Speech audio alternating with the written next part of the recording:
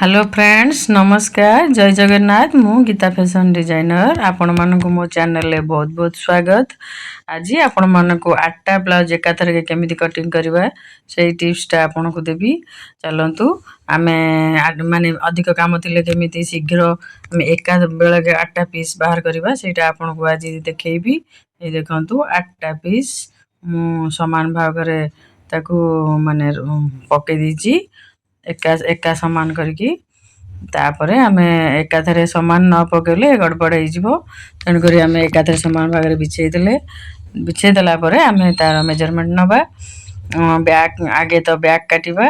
तापरे हैंड काटिबा तापरे आ बाकी डबल कटोरी रो कैप फैप सब बाहर करबा। ए देखंतु आमे ब्लाउज रो आमे मेजरमेंट नै गेले तापरे इठी रहला हमर कांधर तळकू नेले काख को आमे एमती गोटे स्क्वायर भलिया बॉक्स बने नबा बनेला पर 1.5 इंच शेप करके आमे काखर शेप टाको बने देला परे एठी आमे छाती रो मेजरमेंट नै जिबा ता तळ रहला अंटा रे जे प्लीट पडिबो से पतला हो जिवो तन करी आमे एटा को आमे कटिंग करनबा कटिंग करनला परे हमर बैक रो कटिंग टा हेई गला हेला देखंतु पूरा समान भाग रे पूरा पर समान भाव रे कटि जाईची। ए देखंतु 8टा पीस कोटा भी गड़बड़ हेनी पूरा समान भाव रे बाहरी गला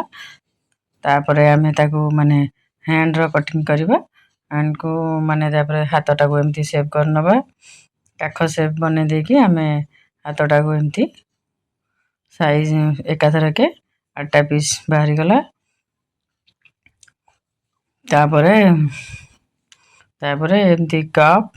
एस पटी बी पटी कप रो तळ भाग सब एमती एकाथर के सब समान भाग रे बाहर कर दबा। आपण माने जदी मो चैनल को सब्सक्राइब करना थी ताले मो चैनल को सब्सक्राइब करिनंतु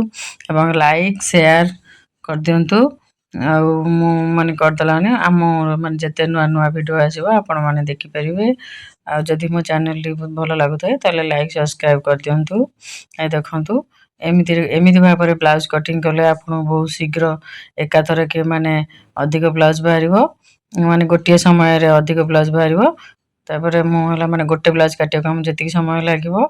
8टा ब्लाउज काटे भी मते ठीक सेति समय लागिला आपण भी एई भले भाबे ट्राई करंतु आपण करे भी काम बहुत जल्दी जल्दी हबो आ ए देखंतु आ जते जल्दी काम सारिबे सेते माने अधिक भलो आमे केम सब बेले आमे कम समय रे केमते अधिक ब्लाउज बाहर करिया सेगरा भी चिंता करताउ। आ देखंतु हमर हाथ भी कटिंग हे गेला एकाथर के माने पिठी ब्लाउज रो सब किछ कटिंग एकाथर के बाहरी गला परे